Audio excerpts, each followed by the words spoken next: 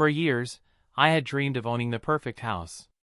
Not just a place to live, but a home where I could finally feel at peace after years of renting cramped apartments and dealing with loud neighbors. When I found the two-story brick house at the end of Willow Creek Lane, I knew this was it. It wasn't just the wide porch or the spacious backyard that opened up to a line of tall pines, it was the quiet. The neighborhood felt safe, calm, and almost too good to be true. The day I signed the final papers, I couldn't stop smiling. My name was on the deed, the keys jingled in my hand, and for the first time in a long time, I felt like I had truly accomplished something. Moving boxes lined the driveway, and my friends helped me carry furniture inside while I walked from room to room in disbelief. This wasn't just a house. It was mine. The neighbors waved politely as they walked their dogs or watered their lawns. Most of them seemed friendly enough, though a few gave me curious looks as if wondering who the new guy was. A couple even stopped to say, "Welcome to the neighborhood." It all seemed warm and inviting, exactly what I had been searching for. But there was one thing I hadn't noticed yet. A detail that didn't cross my mind until later that evening when I opened the community welcome packet that had been tucked inside my mailbox. A thick folder with the words Homeowners Association Rules and Guidelines printed across the front. I had heard stories about HOAs before, some good, some bad, but I told myself it couldn't be that serious. I was too happy with my new home to let a set of rules dampen my excitement. As I flipped through the packet, one page caught my attention. The president of the HOA was listed as Karen Whitmore. The name didn't mean anything to me at the time, but it would soon become a name I could never forget. That night, as I stood on my porch watching the sun sink behind the tall pines, I felt at peace. I didn't know it yet, but the same porch where I felt safe and proud would soon become the front line of a battle I never imagined fighting, against a woman who believed my home didn't belong to me at all. The first time I met her was 3 days after I moved in. I had just finished setting up my living room and was outside arranging a few potted plants along the porch when I heard the sharp click of heels on the pavement. I looked up to see a woman in her late 50s walking briskly toward me. She had a neat bob haircut, a clipboard tucked under her arm, and an expression that was somewhere between a polite smile and a scowl. "You must be the new homeowner," she said without waiting for me to introduce myself. Her voice carried the kind of authority that suggested she was used to people listening. "I'm Karen Whitmore, president of the HOA." I wiped my hands on my jeans and extended mine. "Nice to meet you. I'm Daniel." Karen didn't shake my hand. Instead, her eyes flicked toward the potted plants I'd just placed. "Are those approved?" she asked. I blinked. "Approved?" She scribbled something on her clipboard. "Yes. All exterior decorations, plants, and modifications must be submitted for approval by the HOA board. Section 4, Paragraph 3 of the guidelines." "Did you read them?" I had skimmed through the thick booklet the night before, but I hadn't memorized every page. "Not in detail," I admitted. "They're just plants." Karen pursed her lips, as though I had just confessed to a crime. "We like to maintain a certain aesthetic standard here. It keeps property values high. I'll let this slide since you're new, but in the future, you'll need to clear these things with me first." "With me first?" Her words stuck with me. I nodded politely, deciding not to push back. "I understand. Thanks for letting me know." She glanced past me at the house, scanning it like an inspector searching for flaws. "I'll schedule a walkthrough soon. It's standard procedure for new residents. We like to make sure everyone is compliant." Compliant. The way she said it made me feel less like a homeowner and more like a tenant under surveillance. Karen tapped her clipboard against her arm. "By the way, garbage bins must be placed on the curb no earlier than 6 a.m. on pickup day, and they must be brought in by 6 p.m. sharp. Leaving them out overnight is a violation." I forced a smile. "Got it." She gave a curt nod, then turned on her heel and marched back down the street. The click of her heels echoed long after she disappeared around the corner. I stood there for a moment, staring at the plants I had just set down. They were ordinary, 2 ferns and a small cactus. hardly something that could lower property values. It was my first real taste of HOA life. And though I tried to brush it off, something about Karen's tone bothered me. She didn't just act like a neighbor. She acted like she owned the place. At the time, I didn't know how literal that belief would soon become. At first, I thought maybe Karen was just overzealous. Maybe she really cared too much about the neighborhood. But within a week, it became clear that her behavior wasn't about community standards. It was about control. The first warning came in the form of a letter slipped under my door. No envelope, no official HOA header, just a sheet of paper typed in Times New Roman and signed in a big, swooping signature, Karen Whitmore, HOA President. Dear resident, it has come to my attention that your vehicle has been parked in your driveway overnight. HOA policy states that vehicles must be parked in garages whenever possible. This is your first written warning. I frowned when I read it. My car wasn't some rusted heap, it was a perfectly fine, mid-sized sedan. And my garage? Still packed with moving boxes I hadn't had the chance to unpack yet. The next day, another note appeared. This one about my mailbox. Mailbox color does not match HOA-approved palette. Please repaint to an acceptable shade of off-white by the end of the week. Off-white? My mailbox was already white. I couldn't tell the difference. By the end of the week, I had collected 3 more notices. My lawn wasn't trimmed evenly enough. My porch light was too bright. And, my personal favorite, the curtains in my upstairs bedroom were not aligned with the neighborhood's aesthetic. It was laughable, until it wasn't. One afternoon, while I was mowing the lawn, Karen appeared again. Clipboard in hand, sunglasses perched on her nose, she stood at the edge of my yard like a warden inspecting a prisoner. You're cutting too short, she said flatly. I killed the mower and wiped the sweat from my brow. It's grass. It'll grow back. Karen scribbled something down. Inconsistent lawn care can result in fines. If you want to avoid trouble, I suggest following the HOA guidelines exactly. I have the authority to escalate this if necessary. Her words weren't just warnings, they were threats, wrapped in a neighborly smile that never reached her eyes. I tried to stay calm, but inside, frustration simmered. I had worked hard to buy this house. I paid the mortgage. I paid the taxes. Yet somehow, every interaction with Karen made me feel like a trespasser in my own home. That night, as I stacked the growing pile of violations on my kitchen counter, a thought crossed my mind, one I quickly brushed aside. Does this woman actually believe she owns my house? At the time, it felt ridiculous. But soon enough, I would find out that wasn't just paranoia. It was the truth. It happened on a Saturday morning. I was enjoying a quiet cup of coffee on my porch when I saw Karen walking up the street, her heels clicking in that familiar rhythm that already made my stomach tighten. This time, she wasn't carrying just her clipboard, she had a large manila envelope tucked under her arm. She didn't bother knocking.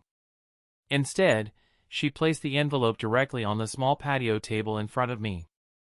We need to talk, she said, as if I had been expecting her. I set my mug down, bracing myself. What is it this time? My coffee too dark for HOA standards? Karen didn't laugh. She slid the envelope toward me. It's about your property status. I frowned. Property status? Yes, she said matter-of-factly. Technically, this house belongs to the HOA. For a second, I thought I misheard her. I'm sorry, what? Karen crossed her arms. When you purchased this home, you became subject to all HOA rules and property regulations. In many cases, that includes shared ownership under the association. To put it simply, this isn't really yours. You live here, but it falls under our domain. I stared at her, half amused, half shocked. With all due respect, Karen, my name is on the deed. I have the paperwork. I own this house. Her lips curled into a smirk. Paperwork can be misleading. The HOA charter predates your purchase. If push comes to shove, the association can assert ownership rights. Which means, if you continue ignoring our standards, we can take steps to remove you. Remove me? The word hit like a punch. I pulled the envelope open. Inside were several printed pages, HOA bylaws, highlighted in neon yellow, with passages underlined aggressively. One section, in particular, had a sticky note on it. The HOA maintains authority over all properties within the neighborhood, including rights of enforcement, regulation, and, when necessary, repossession. Repossession? I muttered aloud. Karen tapped the page with a neatly manicured finger. Exactly. So if you think you can just do whatever you want because your name is on a piece of paper, think again. You're living on HOA property, and you'd be wise to remember that. Her voice was calm, almost smug, like a teacher scolding a child. I closed the envelope slowly, trying to keep my voice even. So you're telling me this isn't my house? Even though I paid for it? Karen tilted her head. Think of yourself as a caretaker. The association is the true owner. And as its president, I make sure everything remains in order. I laughed, but there was no humor in it. Caretaker? That's cute. But I'm not renting. I'm not leasing. I bought this house outright. It's mine. For the first time, her smirk faltered, but only slightly.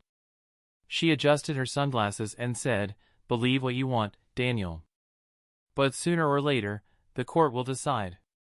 And trust me, the HOA always wins." With that, she turned and walked back down the street, leaving me staring at the ridiculous papers on my table. My pulse pounded as I flipped through the documents again. Most of it was just legal jargon, but Karen wasn't bluffing, not entirely. She had twisted the wording enough to convince herself, and maybe even others, that my house wasn't truly mine. And if she was bold enough to show up and say it to my face, I knew this wasn't the end. This was only the beginning of something much bigger. After that bizarre confrontation on my porch, things went from bad to worse. At first, I thought maybe Karen was bluffing, just trying to intimidate me. But within days, her threats turned into a campaign. It started with the neighbors. People who had waved at me during my first week suddenly became distant. A man who used to jog past my driveway every morning stopped making eye contact. A woman who once brought me cookies with a welcome to the neighborhood note now turned her back whenever I walked outside. One evening, as I rolled my garbage bin to the curb, I overheard two neighbors whispering across the street. Karen says he's not even the real owner. Yeah, apparently he's just squatting until the HOA sorts it out. My blood boiled. Squatting? I had spent my life savings on this house. The next morning, another envelope appeared on my doorstep. This one was stamped with an official-looking HOA seal. Final notice: you are in violation of HOA property ownership standards. Failure to comply with association rulings may result in fines, repossession proceedings, or removal from the premises. Removal from the premises. The words made my stomach knot. Karen, of course, wasn't finished. Later that week, she showed up with two other board members. They marched up my driveway like they owned it, clipboards in hand, while I was watering the front lawn. "Daniel," Karen said, her tone icy. "We're here to perform an inspection. Since you refuse to acknowledge the HOA's authority, we have no choice but to document your violations and escalate matters legally." Inspection? I scoffed. This is my house. You don't get to just walk in here. Karen smirked. That's where you're wrong. We have full rights to ensure compliance. If you don't want this to get ugly, you'll cooperate. Her two companions nodded silently, like backup singers to her power trip. I crossed my arms. You're not stepping foot in my house without a court order. Period. Karen's expression hardened. Fine. Then I'll make sure the judge hears about your refusal to comply. And when that happens, don't say I didn't warn you. She turned sharply and led her entourage back down the driveway, scribbling notes furiously on her clipboard. By now, it was clear Karen wasn't just enforcing rules. She was building a case, twisting the HOA's vague bylaws into her personal weapon. And worse, she was turning the entire neighborhood against me. The friendly place I had once dreamed about was now hostile territory. I couldn't sit on my porch without feeling the weight of suspicious eyes from across the street. Kids who had waved at me before now avoided riding their bikes past my yard. Karen's whispers had spread like wildfire. That night, as I stared at the growing stack of violations on my kitchen counter, I knew I had two choices: roll over and let Karen bully me out of my own home, or fight back with the truth. And if she wanted to bring the law into it, then I was more than ready to meet her there. By the time Karen and her entourage stormed up my driveway with their clipboards, I realized this wasn't just harassment anymore, it was war. And if she wanted a legal fight, then I needed ammunition. The next morning, I cleared my kitchen table and spread out every document I had from the purchase. Closing papers, mortgage agreements, property tax receipts, title deeds. The pile was thick, stamped with signatures and official seals. Every line was proof that I, not Karen, not the HOA, was the rightful owner. Still, doubt crept in. I kept flipping back to the highlighted section Karen had shoved in my face a few days earlier. The clause about repossession. The wording was vague, intentionally confusing, but the more I read it, the more I realized it wasn't about ownership. It was about compliance. The HOA could enforce fines or restrictions, sure, but they had no legal claim to take my house. I needed confirmation. So I called my real estate agent, the one who had helped me close the deal. "Hey, sorry to bother you," I said. "But my HOA president is telling people that technically the association owns my house. Is there any truth to that?" There was a pause on the other end, followed by a laugh of disbelief. "Absolutely not. Your deed is in your name. The HOA governs rules, not ownership. She can't take your house, not unless you stop paying your mortgage or property taxes, and even then, it wouldn't be the HOA. It'd be the bank or the government. Whoever's telling you otherwise is bluffing." Bluffing. That word hit me hard. Karen wasn't just mistaken. She was deliberately twisting the rules to scare me. But I wasn't done. That evening, I took my folder of documents to a local attorney, just to be sure. After a quick review, he leaned back in his chair and shook his head. "She's got nothing. The HOA has no ownership stake in your property. The bylaws they're waving around are standard, meant to enforce things like lawn care and paint colors. She can issue fines, but she cannot claim your deed." Relief washed over me, but it was quickly replaced by anger. All this stress, the whispers, the harassment, it was all built on lies. Karen knew she didn't have the authority she claimed, but she used fear like a weapon, counting on me to back down. Well, not anymore. That night, I created a binder. Every letter, every violation, every absurd demand Karen had made, all neatly organized. On the front page, I placed a copy of my deed with my name circled in bold red ink. If Karen wanted a fight, I was ready. And when she tried to twist the law, I would shove the truth right back in her face. Because this wasn't just about a house anymore. It was about standing up to someone who thought she could bully her way into controlling lives she had no right to touch. And deep down, I had a feeling this fight was about to go public. The official notice came in the mail a week later: mandatory HOA meeting, attendance required. I knew immediately this was Karen's move. She wasn't satisfied with whispering rumors or sending me phony violation slips anymore. Now she wanted to humiliate me in front of the entire neighborhood. The meeting was held in the community clubhouse, a beige, windowless building at the end of the cul-de-sac. When I walked in, the room was already buzzing with chatter. Neighbors sat in folding chairs, murmuring to one another, their eyes darting toward me as if I were the subject of the night. And of course, at the front of the room, sat Karen. Clipboard in front of her like a judge's gavel, lips pursed, eyes gleaming with triumph. To her left and right, the other board members sat stiffly, ready to back her up. "Order, everyone," Karen announced, tapping her pen against the clipboard. We have several matters to address tonight. Chief among them, the status of Mr. Daniel's property. A ripple of whispers ran through the room. Some people folded their arms, others leaned forward as if ready for drama. Karen looked directly at me. You've all seen the violations. You've heard the complaints. This resident continues to ignore our guidelines and refuses to acknowledge the HOA's authority. Based on Section 14, Subdivision C of our charter, the association may pursue repossession if necessary. A few neighbors gasped. One older man muttered, "Repossession? Can they really do that?" I stood up, calm but firm, holding my binder. Actually, no, they can't. All eyes shifted to me. Karen's smirk wavered. Excuse me? I walked to the front of the room and laid the binder down on the table. Let me make this perfectly clear. I own my home.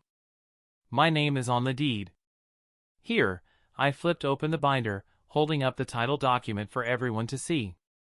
This is the official property deed issued by the county. It states that I, Daniel Reed, am the sole legal owner of 114 Willow Creek Lane. Karen's face tightened, but I didn't stop. I also spoke with my real estate agent and an attorney. Both confirmed the HOA has no ownership rights over my property. Your charter allows you to enforce rules about lawns, paint colors, trash bins, but nowhere does it give you the authority to take someone's home. Murmurs erupted in the crowd. Some neighbors nodded, others looked at Karen with narrowed eyes. I continued, flipping through the stack of violation letters. These so-called warnings? Half of them aren't even official. No HOA letterhead, no signatures from the board, just notes typed by Karen herself. This isn't about property values. This is about one person trying to control everyone else. Karen's cheeks flushed crimson. She slammed her pen down. That's a lie. The HOA has full authority here. If we decide you don't belong, then what? I cut in sharply. You'll kick me out of a home I paid for? A home that legally belongs to me? Good luck explaining that to a judge. The room fell silent. Neighbors who had once believed Karen's whispers now stared at her with doubt. One woman in the back even spoke up. Karen, is that true? Did you really send those letters yourself? Karen stammered, shuffling her papers, suddenly less confident. I looked around the room and took a breath. I moved here because I wanted peace. I wanted to be part of a community. But I won't be bullied. Not by anyone, and certainly not by someone who thinks a clipboard makes them queen of the neighborhood. A smattering of applause broke out. Quiet at first, then stronger.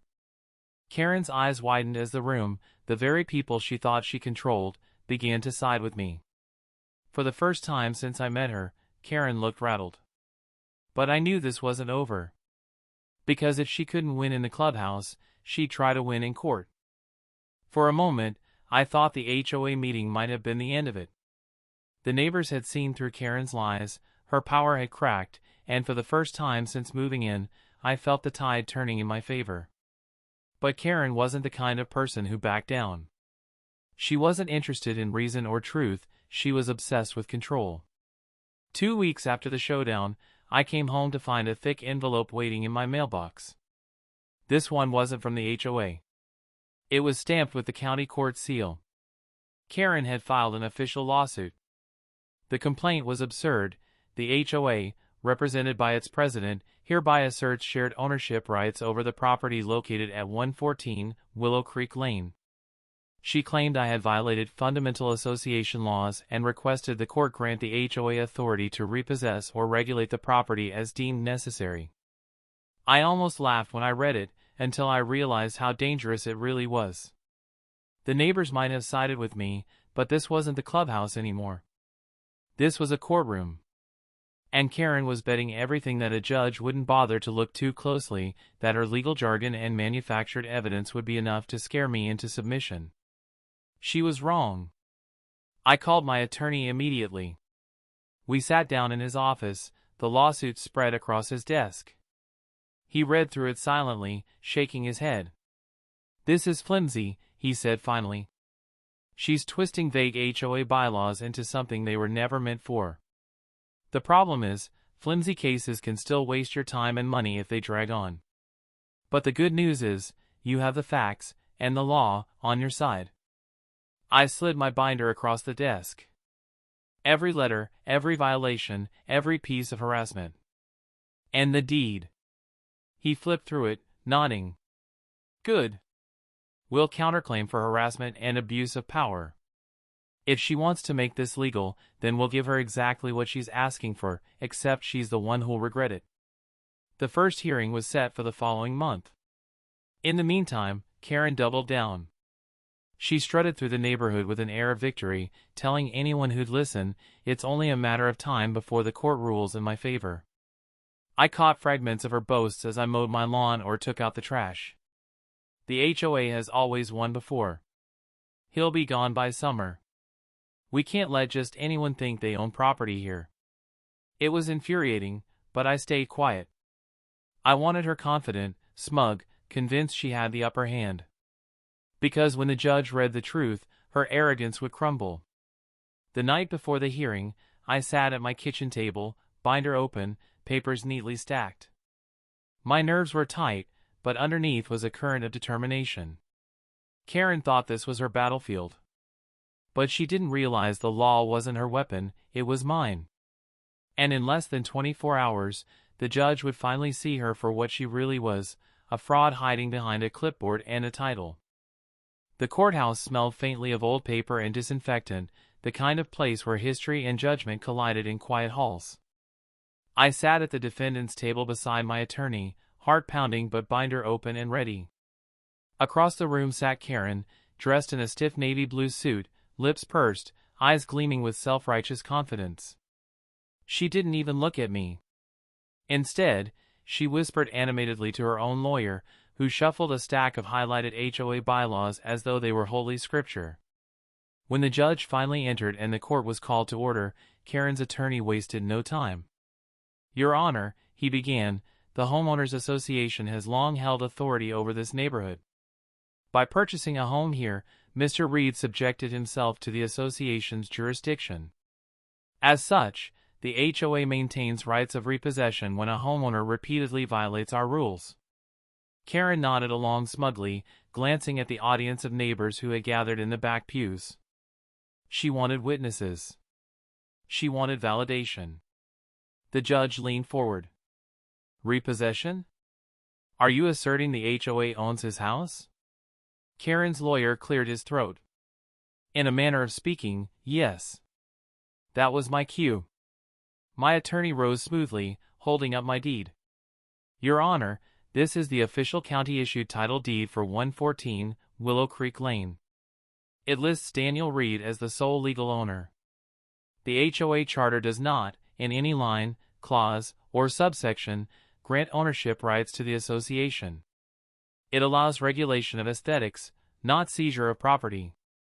He set the deed on the judge's bench, then flipped open my binder.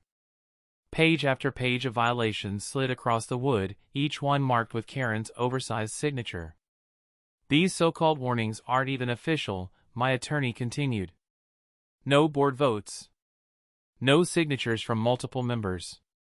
Just one individual abusing her position to harass a homeowner into submission. We contend this lawsuit is baseless and amounts to harassment." The judge adjusted his glasses, skimming the documents. Then he looked directly at Karen. "Ms. Whitmore, is this true? Did you send these notices without proper board approval?" Karen straightened, her voice sharp. "As president of the HOA, I am the board's authority." A murmur rippled through the room. Even the judge's eyebrows lifted. "That is not how HOAs work, Ms. Whitmore." Karen's composure cracked. But the rules clearly say." The judge cut her off. "The rules do not override property law. Mr. Reed is the rightful owner of his home. This association has no legal grounds to claim otherwise. This case is dismissed, effective immediately." Karen's face drained of color. She opened her mouth to argue, but the gavel struck, silencing her protest. The courtroom buzzed as people rose to leave. A few neighbors shot me smiles, some even patting my shoulder as they walked past. For the first time since moving in, I felt seen, not as an outsider, but as someone who had stood his ground. Karen, on the other hand, stormed out of the courtroom, her heels echoing like angry gunshots down the hall. For once, her clipboard couldn't save her. I exhaled slowly, the weight of weeks of harassment lifting off my shoulders. The truth had won. The law had spoken. And Karen's empire of fear had finally crumbled. The courthouse steps felt different walking down them that afternoon. The sun was warmer, the air lighter, as though even the neighborhood itself was relieved. I had walked in carrying the weight of Karen's harassment, but I walked out carrying something else, vindication.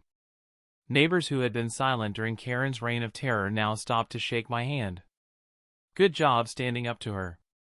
She's been bullying people for years. Finally, someone put her in her place. It was then I realized this wasn't just my victory, it was the community's. Karen had thrived on fear, on silence, on people believing she had more power than she did. The moment that illusion shattered in court, her control dissolved with it. By the end of the week, the HOA board called an emergency meeting. Without her usual confidence, Karen tried to cling to her title, but the room had shifted. This time, no one clapped when she walked in, no one nodded along to her speeches.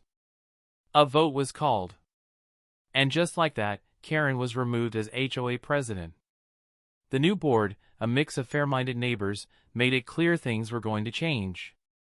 The bylaws would be followed correctly, not twisted to fuel someone's ego. Homeowners would have a say again.